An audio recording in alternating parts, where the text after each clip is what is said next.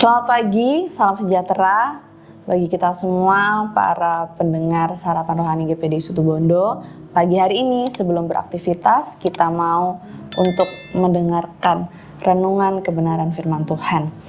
Bapak Ibu Saudara, pagi hari ini renungan yang akan saya bawakan saya ambil dari sebuah peristiwa yang sudah tidak asing lagi bagi kita, yaitu tentang di mana Tuhan Yesus mengusir roh jahat dari orang Gerasa. Nah, kita semua sudah tahu tentang kisah ini ya. Untuk cerita singkatnya, yaitu di mana Tuhan Yesus suatu ketika sampai di tanah orang Gerasa yang letaknya ada di seberang Galilea. Di situ ketika Tuhan Yesus sedang dalam perjalanan, Tuhan Yesus bertemu dengan seseorang yang kerasukan roh jahat. Nah, roh jahatnya bukan hanya satu, tapi sangat banyak sekali, sehingga ia dipanggil legion. Nah, singkat cerita, saat Tuhan Yesus bertemu dengan orang tersebut, Tuhan Yesus melepaskan orang tersebut dari roh-roh jahat yang ada di dalam tubuhnya. Kemudian Tuhan memindahkan roh-roh tersebut ke dalam sekumpulan babi yang kebetulan berada di sekitar situ. Nah, lalu babi-babi tersebut menenggelamkan atau menjatuhkan diri mereka ke danau sehingga mereka mati. Nah, Bapak Ibu Saudara, pagi hari ini yang kita mau fokuskan adalah mengenai kejadian yang terjadi setelah mujizat yang diadakan oleh Tuhan Yesus tersebut. Setelah orang Gerasa tersebut sudah kembali pulih, sudah normal, tidak ada lagi roh jahat dalam tubuhnya, kita mau melihat apakah yang terjadi setelahnya. Nah, yang menarik di sini adalah setelah mujizat tersebut terjadi, terdapat dua respon yang berbeda dari beberapa pihak ya Bapak Ibu Saudara. Yang pertama adalah respon dari orang Gerasa yang mengalami mujizat tersebut. Kemudian pihak yang lain yaitu adalah para penjaga babi yang ada beserta dengan penduduk-penduduk yang ada di sekitar daerah itu. Bapak Ibu Saudara, pagi hari ini kita mau belajar beberapa poin yang akan kita kaitkan dengan kehidupan kita sehari-hari. Yang pertama adalah dari sisi orang Gerasa. Orang Gerasa adalah orang yang menjadi salah satu karakter utama dalam kisah ini. Dia adalah orang yang mengalami mujizat yang dilakukan oleh Tuhan Yesus. Kita mau membaca dulu di dalam Lukas 8 ayat 35. Kisah ini ditulis sebanyak 3 kali ya Bapak Ibu Saudara. Namun hari ini kita mau membaca di dalam Lukas 8 ayat yang ke-35. Dan keluarlah orang-orang untuk melihat apa yang telah terjadi. Mereka datang kepada Yesus dan mereka menjumpai orang yang telah ditinggalkan setan-setan itu duduk di kaki Yesus. Ia telah berpakaian dan sudah waras. Maka takutlah mereka. Di sini kita mau menyoroti kata-kata yaitu tentang duduk di kaki Yesus, telah berpakaian dan sudah waras. Duduk di kaki Yesus mengingatkan kita mengenai peristiwa lainnya yang juga tercatat di Injil, yaitu Maria dan Marta, di mana Maria juga duduk di dekat kaki Yesus dan mendengarkan perkataan Yesus. Jadi, duduk di kaki Yesus ini berbicara mengenai di mana orang ini ingin dekat, lebih dekat lagi kepada Yesus, kepada seorang pribadi yang sudah menyelamatkan hidupnya, kepada seorang pribadi yang sudah mengubahkan hidupnya. Jika dikaitkan dalam kehidupan kita sekarang, maka hal ini berbicara tentang bagaimana kita sebagai orang yang mengalami Yesus ini, kita perlu untuk terus mendekat. Jika kita mengalami Yesus secara pribadi Bapak Ibu Saudara, maka kita akan terus rindu untuk mendengarkan perkataannya. Mendengarkan perkataan Yesus itu bisa dilakukan dengan berbagai cara, apalagi di zaman yang sudah semakin modern ini. Entah itu kita ke gereja mendengarkan firman Tuhan, kita mendengarkan kesaksian di internet, kemudian kita membaca dan merenungkan firman Tuhan, memiliki jam-jam pribadi dan lain sebagainya. Maka dari itu Bapak Ibu Saudara, jika kita memang mengalami Yesus, maka kita yakin dan percaya bahwa akan selalu timbul kerinduan dalam hati kita. Kemudian poin yang selanjutnya yaitu telah berpakaian. Dikatakan ia telah berpakaian dan sudah waras. Hal ini berbicara tentang hidup yang baru, di mana orang Gerasa ini menerima hidupnya diubahkan oleh Yesus yang awalnya terbelenggu oleh roh jahat, maka sekarang ia sudah dibebaskan. Dia sudah mengalami suasana yang berbeda, suasana hidup yang berbeda daripada yang sebelumnya. Untuk mendukung poin ini kita membaca di dalam Galatia 2 ayat 20.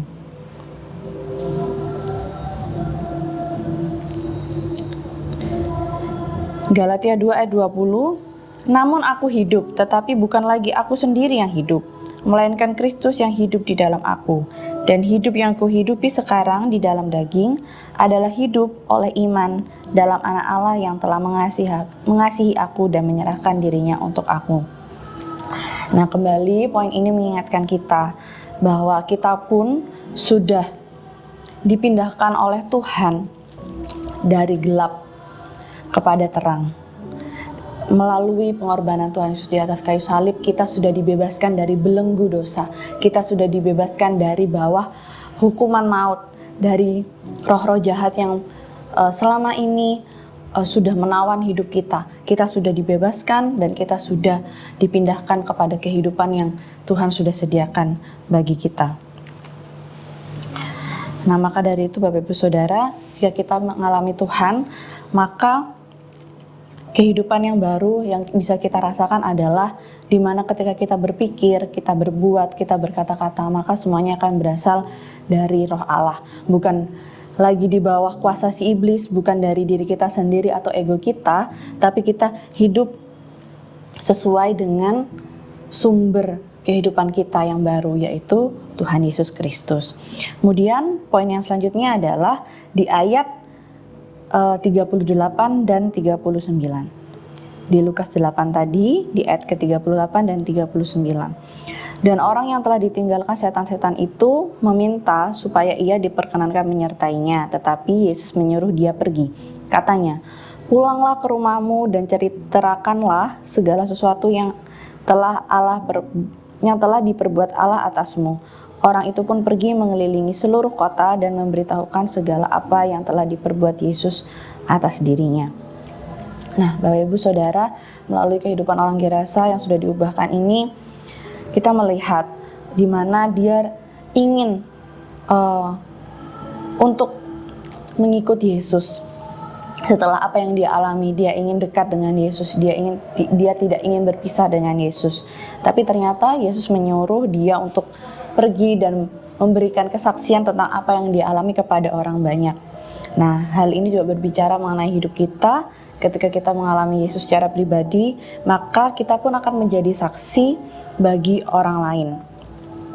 Nah, ini adalah poin-poin yang bisa kita ambil atau kita bisa teladani dari orang Gerasa yang mengalami mujizat. Nah, sedangkan kita mau melihat dari penjaga-penjaga babi tersebut dan penduduk yang mengetahui juga cerita tersebut. Nah, kita mau membaca di dalam ayat yang ke-35 sampai ke-37. Dan keluarlah orang-orang untuk melihat apa yang terjadi. Mereka datang kepada Yesus dan mereka menjumpai orang yang telah ditinggalkan setan-setan itu duduk di kaki Yesus. Ia telah berpakaian dan sudah waras. Maka takutlah mereka.